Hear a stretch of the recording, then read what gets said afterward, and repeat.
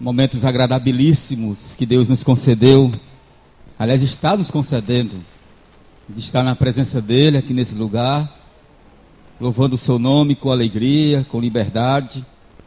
Não tem coisa melhor do que você estar na presença do Pai, adorando e louvando. Eu louvo a Deus por estar aqui mais uma vez. Estivemos aqui domingo passado, ministrando para a liderança, e aprove a Deus estarmos novamente aqui, tá bom? Você vai abrir a sua Bíblia comigo no livro do profeta Miqueias. Livro do profeta Miqueias. Livro do profeta. Dá para encontrar? Vai dar para encontrar, né? Livro do profeta Miqueias. Você vem ali depois de Ezequiel, aí vem seguindo. Vai dar uma passeada ali por Amós, por Jonas. E vai chegar até Miqueias. Quem encontrou vai dizendo amém. Livro do profeta Miqueias.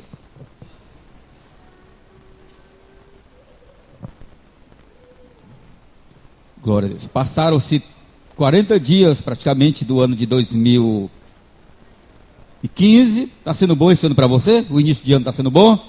Está sendo bom? No primeiro domingo do ano de 2015, nós ministramos ali na sede e trouxemos como reflexão uma mensagem que tinha por título assim: Ano novo, ânimo novo, vida nova, tudo novo, projetos novos. Vamos repetir? Ano novo, ânimo novo, tudo novo, vida nova, projetos novos. Guarde isso no seu coração para que 2015 seja um ano bem melhor do que foi 2014. Você encontrou Miqueias? Nós vamos ler apenas um versículo. Apenas um versículo para a nossa meditação nesta noite. É o versículo de número 3. Eu aprendi numa cadeira de seminário, no curso de homilética, quando o pregador for ministrar a palavra, não precisa correr, principalmente quando ele fizer a menção do livro que vai ser lido, ou da carta, para dar tempo os irmãos encontrarem, né? Não precisa, às vezes o pregador já começa muito rápido e as pessoas nem sequer abriram a Bíblia, e quando for fazer a leitura, faça a leitura pausadamente, bastante explicativa. Segundo Charles Haddon Spurgeon, ele era muito preocupado com isso, ele disse que você fazendo a leitura bastante explicativa, você pode até não ter se saído bem no sermão, mas pelo menos a leitura ficou no coração dos ouvintes. Ele disse assim, pelo menos a leitura ficou no coração dos ouvintes. Então, vou ler pausadamente para que entendamos. Pelo menos uma coisa eu sei, vai ficar no seu coração este versículo hoje à noite. Tá bom? Diz assim: ó povo meu, versículo 3, o que é que te tenho feito? Em que te enfadei? Responde-me. Vou ler mais uma vez. Ó povo meu, o que é que te tenho feito? E em que te enfadei? Responde-me. Vou ler mais uma vez. Ó povo meu, o que é que te tenho feito? E em que te enfadei? Responde-me. Feche os seus olhos. Vamos orar. Nosso Deus e Pai, após momentos bons na Tua presença de louvor e adoração, estamos agora com a incumbência de ministrar a Tua palavra. Reconheço a minha pequenez, mas reconheço também que o Teu Espírito Santo, quando se derrama na vida de um homem e no meio da congregação, faz coisas maravilhosas. E eu creio que nesta noite aqui há liberdade para o Teu Espírito Santo agir. Então vem sobre a minha vida e sobre o coração de cada um dos Teus filhos, e que esta palavra flua com muita graça para a Tua glória e para o Teu louvor. Amém. Meus amados irmãos, se você não vai abrir, se você abrir a sua Bíblia na primeira carta do apóstolo Paulo aos Coríntios, no capítulo 10, logo nos primeiros versículos, o apóstolo Paulo diz o seguinte: que estas coisas que aconteceram no passado sirvam de exemplo, de exortações, para que vocês não cometam os mesmos erros praticados pelos vossos irmãos na antiga aliança. O texto que nós acabamos de ler serve como exortação para mim, para você, para nós, para a igreja como um todo, para que nunca, vou dizer, para que nunca corramos o risco, ou venhamos a vivenciar uma realidade trágica vivida pelos nossos amados irmãos durante o período do ministério profético de Miqueias. É uma exortação já presenciada pelo profeta, porque o quadro que se apresentava já era um quadro deplorável a níveis de espiritualidade. A nação de Israel havia se afastado de Deus, e hoje, eu e você como igreja, atrelando-se a esta realidade vivida pelos nossos amados irmãos, devemos ter um comportamento para que não corramos, para que não caiamos, para que não vivamos no estilo de vida que os nossos amados irmãos viveram durante esse período. O próprio Deus, o Deus que não desiste de amar, glória a Deus por isso. A mensagem de hoje à noite tem como título esta palavra: o Deus que não desiste de amar, que mesmo Israel se distanciando dele, ele se volta para Israel como um pai que ama, ele se deixa ser arguído como um pai que abre o coração para ser vislumbrado de uma ótica de um pai próximo, de um pai presente. Israel chega nos níveis de espiritualidade na qual se distanciam de Deus. Vivemos dias difíceis, e eu louvo a Deus porque a palavra de Deus assim nos diz que Deus sempre deixa remanescentes, e eu não tenho a menor dúvida que nesta noite toda a coinonia existente nesse lugar, a maneira como nós louvamos, a maneira como nós nos prostramos diante dele, Deus dos altos céus contemplou e viu nesse lugar pessoas quebrantadas na sua presença, pessoas que estão dispostas a continuar amando, seguindo. Possivelmente da igreja, a Bíblia diz que os olhos do Senhor estão sobre toda a terra. Que Deus possa, enquanto aqui vivermos, em todos os lugares, independentemente de estarmos reunidos num espaço como esse, mas que Deus veja em nós homens e mulheres que o amem, que Deus veja em nós homens e mulheres que estejam dispostos a continuar adorando em toda e qualquer circunstância, e que nunca nós venhamos se distanciar do Criador. 26 anos de crente, graças a Deus por isso. E eu louvo a Deus, porque ao longo desses 26 anos, a cada dia, eu não sei você, espero que você também esteja completamente apaixonado por Deus, amém? Mas tem que ser completamente, porque o apaixonado, ele está sempre desejoso de estar presente, próximo daquele a quem ele ama. Mas, diferente da vida de muitos que aqui estão, que amam a Deus, Israel se afastou do Criador. Diferente dos outros deuses adorados pela própria nação de Israel, de deuses que não aceitavam por hipótese alguma que os seus seguidores, que os seus adoradores se afastassem dele, porque eles puniria. Deus, mesmo diante desse quadro, se deixa ser guiado por um sentimento que só Deus tem, um amor imensurável. Um amor não baseado pelos méritos, porque não havia nenhum mérito para que Israel fosse amado por Deus da maneira como Deus o amava. Assim como não há mérito nenhum em mim e em você para que Deus nos ame. Amém? Amém? Os méritos não são nossos, como foi falado nesta noite. Os méritos são pela pessoa de Jesus que nos alcançou. E se Ele nos ama, a Bíblia diz, Deus nos ama, mas foi Ele quem nos procurou, foi Ele quem nos amou primeiro, e Ele continua com seu amor sobre mim e sobre você. Deus que não desiste de amar. O profeta Miqueias, Deus coloca palavras na boca do profeta. E nós encontramos aqui algumas verdades que, extraídas para as nossas vidas, serão de algo edificante para cada um de nós. Primeira coisa que nós entendemos aqui, compreendemos aqui: ó povo meu, versículo 3, o que é que te tenho feito? Ó povo meu, é Deus exclamando. É Deus abrindo o coração e dizendo: ó povo meu. Deus olhava, só entendia porque Ele é onisciente, conhece todas as coisas. Mas não havia nenhuma justificativa para que Israel se afastasse dele. E Ele pergunta: ó povo meu.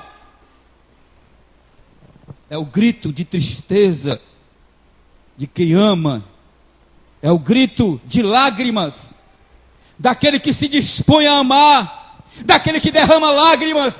Deus, na pessoa de Jesus também, houve um momento que Ele olhou para uma cidade, Jerusalém, e Ele chorou e disse: ó Jerusalém, quantas vezes eu quis que tu ficasses debaixo das minhas asas, assim como ficam os pintinhos agasalhados pela galinha. É uma exclamação de tristeza, é um grito de lágrimas, é um apelo lutador, relutante, daquele que ama mesmo não sendo amado. Vou repetir. É o apelo lutador, relutante, daquele que ama mesmo não sendo amado. Israel virou as costas contra Deus. Infelizmente, muitas pessoas assim fazem também. Mas Deus não desiste de amar e clama: ó povo meu. É a linguagem do desejo, do amor divino, desejando ardentemente a reconciliação daquele a quem Ele ama. Assim como o pai da parábola do filho pródigo, que permitiu voluntariamente, porque Deus quer que nós o sigamos com amor, a partida do filho que Ele tanto amava, mas esperava ansiosamente no dia em que o seu filho voltaria para o lar. Porque não tem lugar melhor para você que está aqui nessa noite, quem sabe está afastado dos caminhos do Senhor. Não tem lugar melhor para se estar senão nos braços do Pai. Aleluia! Nos braços do Pai. E Deus sabia disso. É por isso que Ele exclamava: ó povo meu, eu estou disposto a reconciliá-los para comigo. É um fato doloroso. Não apenas Deus exclama esse desejo, mas declara um fato doloroso. Parte B do versículo 3. O que é que te tenho feito? Em que te enfadei? Irmãos, imagine a cena. Um povo... Acredito que nenhum povo, com certeza, nenhum povo viu da parte de Deus tantas manifestações de amor, prodígios e milagres como a nação de Israel. Nenhum povo foi tão amado como Israel foi amado por Deus. Aí eles chegam no momento em que Deus, que sonda e conhece os corações, percebeu que eles estavam enfadados da sua presença. Ou coisa triste da vida de um homem é quando ele se enfada de Deus, quando ele perde o prazer, a alegria, o contentamento, a satisfação de estar na presença de Deus. E Deus olhou e viu: em que te enfadei. Nós poderíamos conjecturar algumas razões pelas quais a nação de Israel havia se enfadado de Deus. Quem sabe, eles estavam enfadados do nome de Deus. Você sabe que no Antigo Testamento, Deus recebia por parte daqueles que o seguia, da sua nação, vários nomes, representando a sua pessoa. Para Abraão, Deus, quando se manifestou para Abraão, Abraão olhou para ele e disse: Deus é o quê? É o Shaddai, Deus Todo-Poderoso. Quem sabe Israel estava enfadado desse nome, Todo-Poderoso. Quem sabe tivessem enfadados do Deus Jeová Jiré. Do Deus de quê? Jeová Jiré é o Deus que provê todas as nossas necessidades. Quem sabe eles estavam enfadados do Deus Shalom, Abishalom. Quando Davi teve o seu filho, colocou o nome Abishalom, Abisalão, Deus de paz. Quem sabe eles estavam enfadados do Deus de paz. Quem sabe eles estavam enfadados do Jeová Nissi, do Deus que hastia a bandeira e dá vitória ao seu povo. Jeová Nissi é a nossa bandeira. Talvez ele estava enfadado do nome de Jeová Shammah, do Deus presente está, como diz o Kleber Lucas. Do Deus presente está. Eles estavam enfadados. Quantas pessoas hoje não estão enfadados? E havia uma justificativa plausível para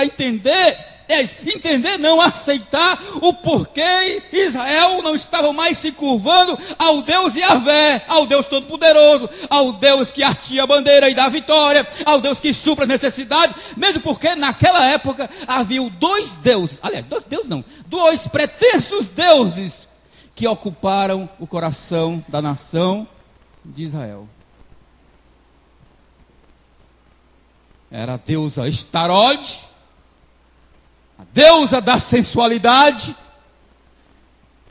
e o Deus Baal, o Deus da prosperidade. Veja bem, dois pretensos deuses tiraram do coração dos israelitas a adoração ao Deus verdadeiro, o Deus Astarode, da satisfação dos desejos da carne, do hedonismo predominante, e do Deus Baal, Deus da prosperidade, o Deus que enriquece, o Deus que abençoa. Isso é o Deus na visão deles. Eu te pergunto, estes dois deuses, dois pretensos deuses por mim citados, estão atuando, infelizmente hoje, na vida de muitas pessoas.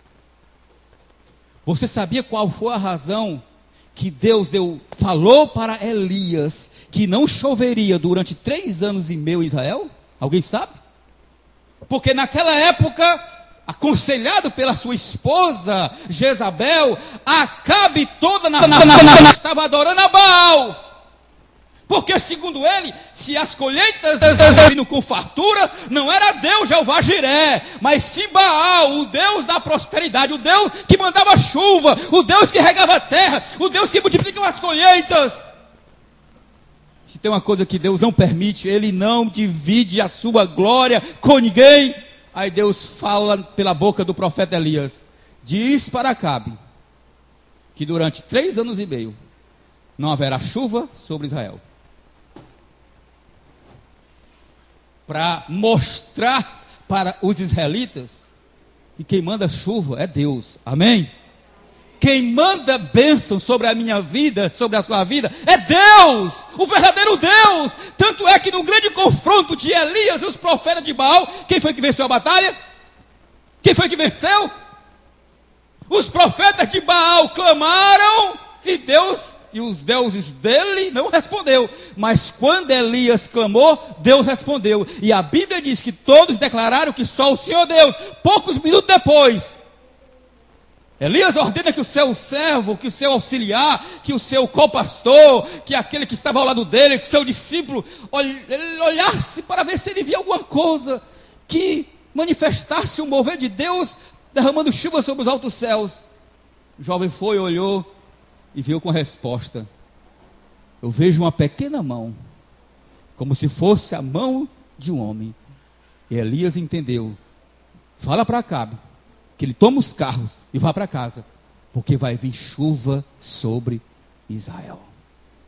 Irmãos, Baal e Astarote têm roubado do coração de muitos daqueles que adoravam ao Deus verdadeiro um espaço primordial na vida de muitos.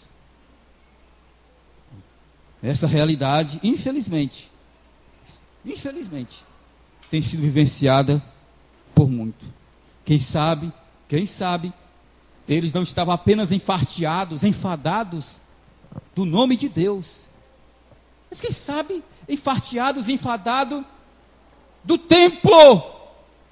Já não havia mais desejo do povo de Israel em ir ao templo, mesmo porque todos os reis, raríssimas foram as exceções dos reis de Israel, a maioria deles faziam dos postes ídolos lugares de adoração. Em todo Israel, nas florestas, havia ídolos erguidos por mãos humanas para serem adorados pelos homens, e o templo ficou em segundo plano. Não havia mais no coração dos israelitas a alegria que tinha Davi, que declarava, Salmo 122, me alegrei quando me disseram, vamos à casa do meu Deus. Salmo de número 27, o salmista diz, uma coisa pedi ao Senhor e a buscarei, que eu possa habitar para todo sempre nos seus atos, para aprender do Senhor, para ser ensinado por Ele, para cumprir os seus estatutos, a sua lei, para o meu coração. Eles haviam esquecido o cântico de Davi no Salmo de número 84, que diz, o pardal encontrou casa, a andorinha ninho para si, mas Senhor, eu encontrei os teus altares, Rei Deus e meu Deus. Quem sabe eles estavam enfadados da oração. Perceba que é uma escala descendente. Se não estavam mais indo ao templo para adorar a Deus. Óbvio, evidente, que não estavam mais indo ao templo orar. Estavam enfadados de ir ao templo orar. O templo erguido por Salomão. As palavras ditas por Salomão. O grande mover de Deus no Shekinah, quando Deus ali se manifesta na vida dos levitas que adoravam. E Deus fala, e se o meu povo, que se chama pelo meu nome, orar e me buscar e me clamar, eu ouvirei a sua oração, dos altos céus responderei. Quantas pessoas hoje estão enfadadas de vir ao templo adorar? Óbvio, evidente, que não tem mais alegria de vir para o templo orar. Poderíamos até dar algumas justificativas. Ah, pastor, eu já estou orando tanto. Eu venho constantemente para o ciclo de oração e eu não vejo nada acontecer. Desculpe me dizer isso, mas quem sabe esteja se cumprindo na sua vida o que Tiago diz lá na sua carta, no capítulo 4, versículo 3. Vocês pedem e não recebem? Porque pedem mal. Amém? Vai ver aquilo que nós não recebemos, primeiramente, não é aquilo que Deus quer nos conceder. E eu não sei você, essa é a minha opinião. Se eu pedir algo de Deus, se não for aquilo que Ele quer me dar, eu prefiro que Ele não me dê. Amém? Posso ver um amém mais forte? Amém. Quem sabe? Quem sabe eles estavam cansados dos sacrifícios, das ofertas. Não apenas cansados de ofertarem, como também cansados de saírem das suas tribos para irem para Jerusalém adorar. Porque todas as tribos tinham que ir. Havia algumas santas convocações que todas as tribos tinham que ir. Nenhuma tribo deveria deixar de ir. Mas por que eu devo ir se eu tenho uns fortes ídolos aqui para me adorar? Será que se faz necessário um sacrifício se eu posso adorar aqui? Aí, desculpe aqueles que são adeptos de uma vida cristã sem igreja. Não tem como ser cristão sem estar na igreja. Se você vê isso como sacrifício, ter que vir para a igreja quarta, sexta e domingo, meu Deus do céu. Se isso for sacrifício, meu Deus do céu. Se isso for sacrifício, meu Deus do céu. Porque não tem coisa melhor do que vir para a igreja. Eu me lembro, quando eu trabalhava com as crianças, lá veio o pastor Subra cantar suas músicas.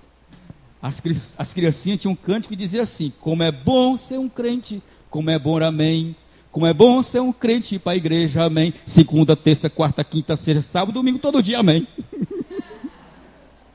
Elas cantavam, eu achava aquilo ali, porque eu era novo convertido, praticamente eu ia para a igreja todos os dias. Eles estavam cansados do sacrifício. Quem sabe estavam cansados de obedecer às suas leis. Pode ser que alguns se achavam com liberdades limitadas, porque a lei era o projeto de Deus para a nação, em termos de instrução, para que eles não se afastassem do Criador. Quem sabe as leis dos outros deuses eram mais frouxas, mais liberais, mais libertinas.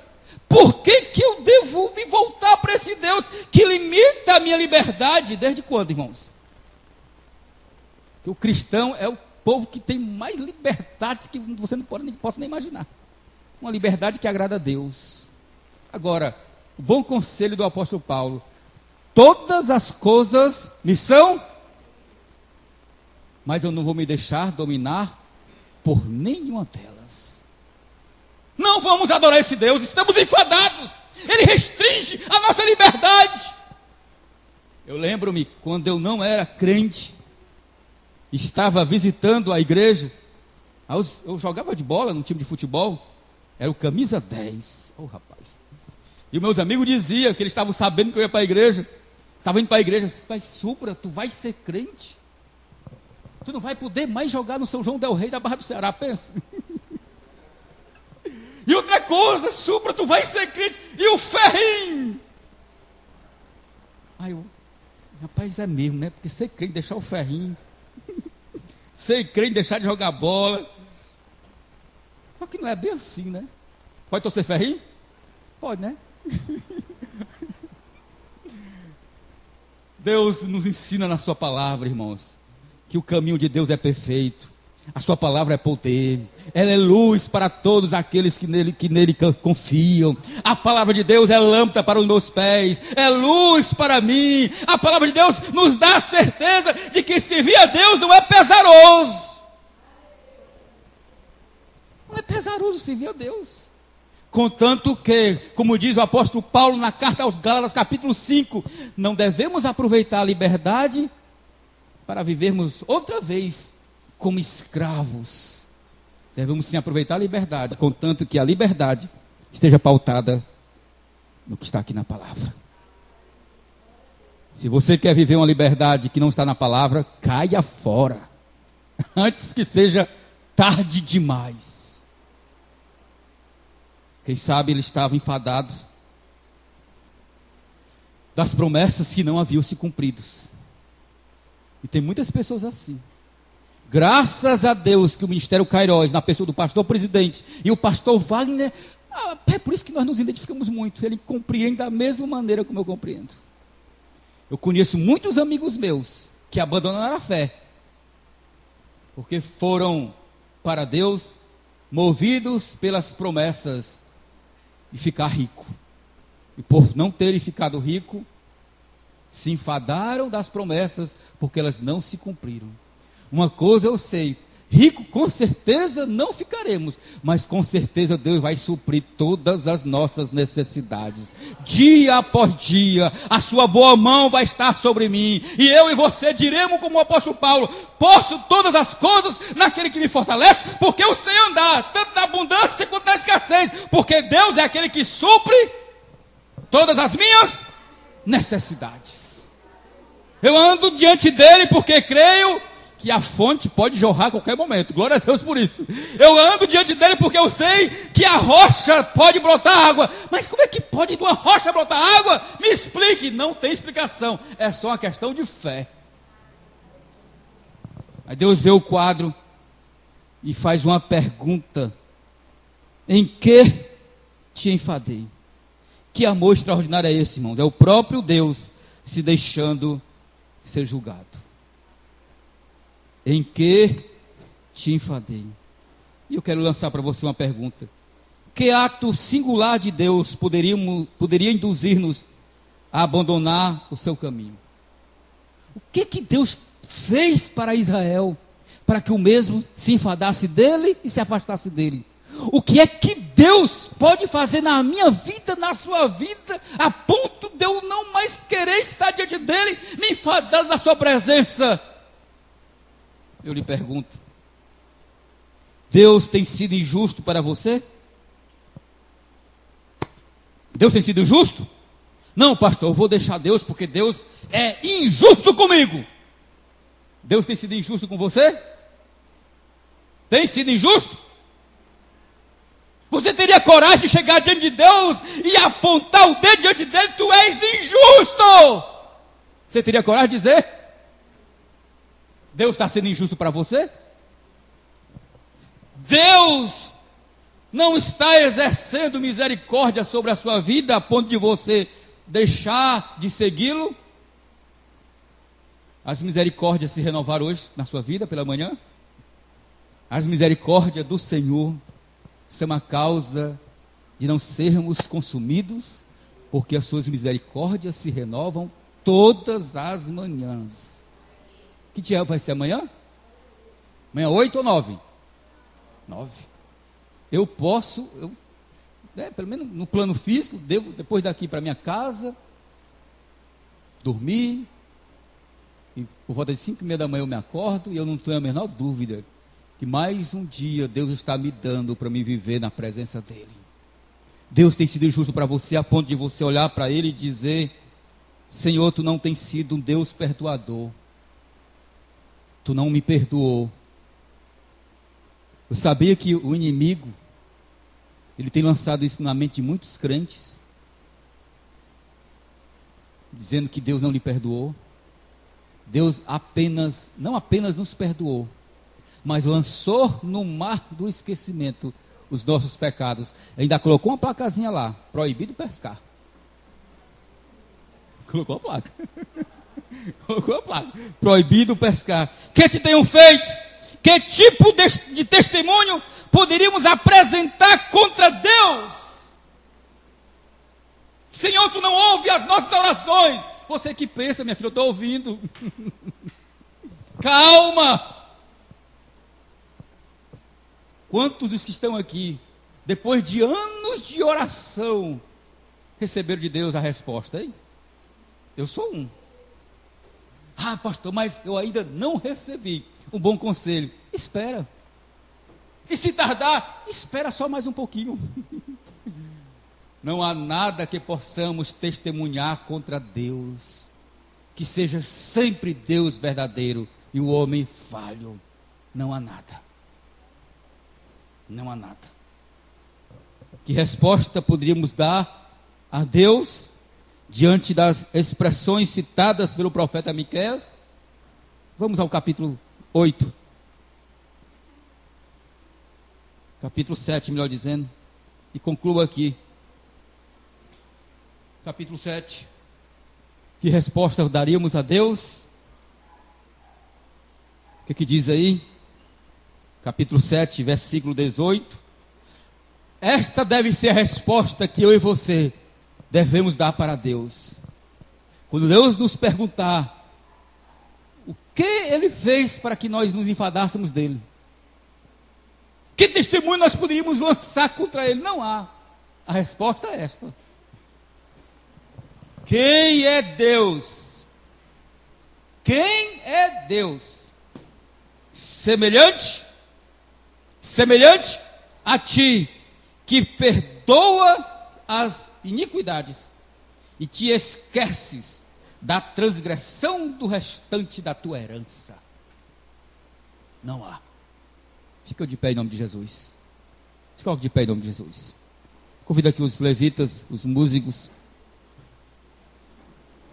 Ó povo meu, que te tenho feito? Em que te enfadei?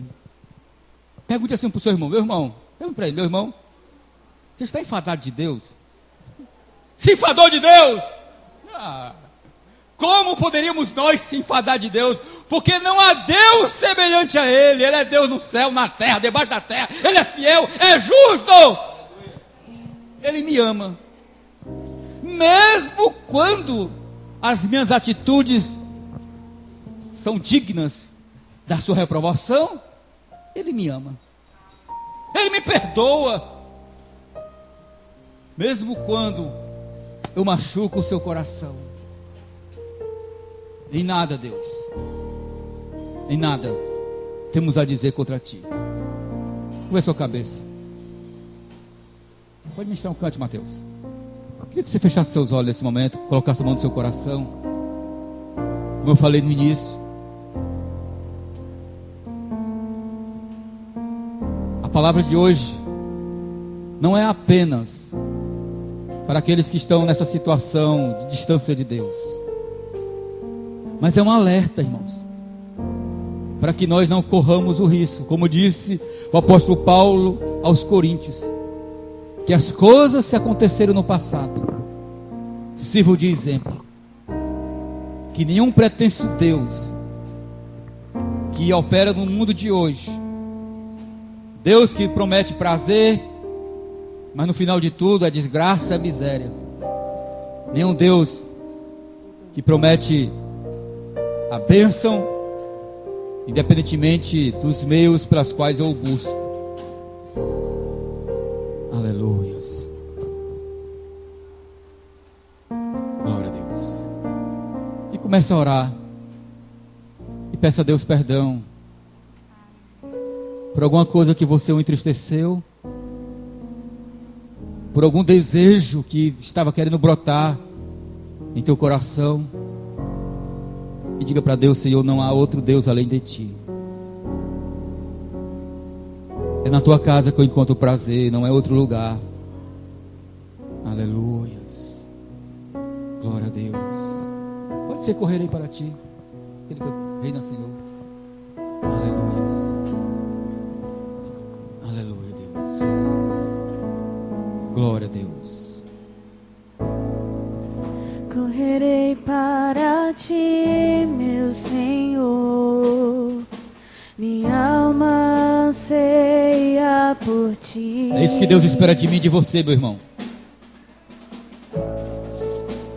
Sou um pobre cego e é isso que Deus espera de nós. Nada tenho pra te oferecer. Aleluias. Quero aos teus braços me entregar. Diga para Deus: aleluias. Pois sei que tu me aceitas como estou. Preciso do teu ouro, purifica-me, Senhor.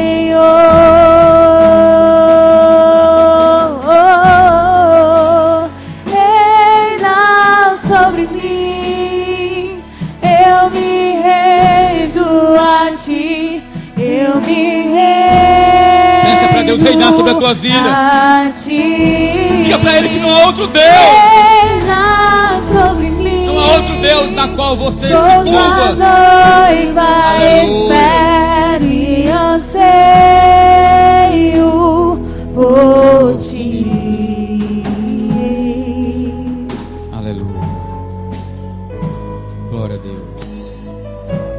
Senhor meu Deus e Pai,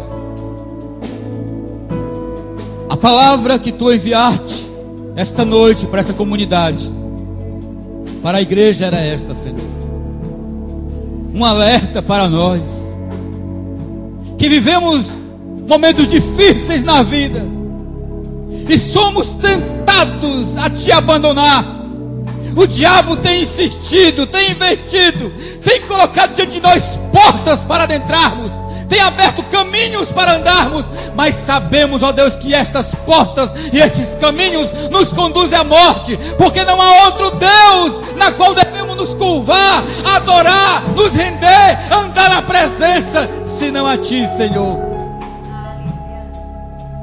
E por mais que aquilo que desejamos não venha no tempo presente, que nunca corramos e façamos o que fez Israel, se afastou de Ti. E nós sabemos, Senhor, as trágicas consequências que foi para a nação de Israel quando se afastou de Ti. Nós queremos nos render diante de Ti, Senhor. Queremos dizer nesta noite que nós não estamos enfadados de Ti. Temos a alegria de nos sacrificarmos na Tua presença. Temos a alegria de oferecermos adoração, louvor, nos prostrarmos diante de Ti. Temos alegria e certeza de orarmos na Tua presença, e sabemos que Tu nos ouves, Senhor. Tu és o único Deus. Nenhum outro pretenso Deus neste mundo vai roubar de nós, vai tirar o brilho dos nossos olhos quando contemplarmos a Ti, porque sabemos que Tu és Deus maravilhoso, Tu és Deus das eternas alianças, Tu és Deus que ama, Tu és Deus que levanta, Tu és Deus que dá graça, Tu és Deus que fortalece. Por isso vem, Senhor, e nos guarda debaixo das Tuas asas, nos agasalha como pintinhos, assim como a galinha agasalha os seus filhotes, ó Deus. E que o nosso amor por Ti seja constante, que Tu reines sobre a nossa mente, sobre o nosso coração, e que os nossos olhos só tenham olhos para Ti. E como noiva, esperamos o grande dia, ó Deus, em que Tu virás a encontrar-se com a noiva para a celebração da ceia, na qual todos nós aguardamos. Faz assim, Senhor. E se tem alguém nesta noite que está fragilizado na fé, já pensou até em desistir, está sendo açoitado pela vida, está acorrentado pelos conceitos, vem quebrar essas cadeias, Senhor. Vem quebrar essas cadeias.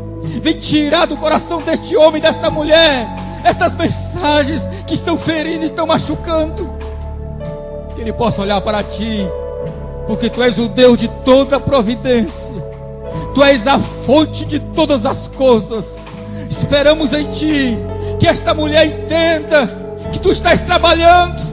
Tu és Deus que trabalha para aqueles que nele esperam, e que ela não precisa procurar outros caminhos, que não há necessidade de desesperar, não há necessidade de procurar outros meios.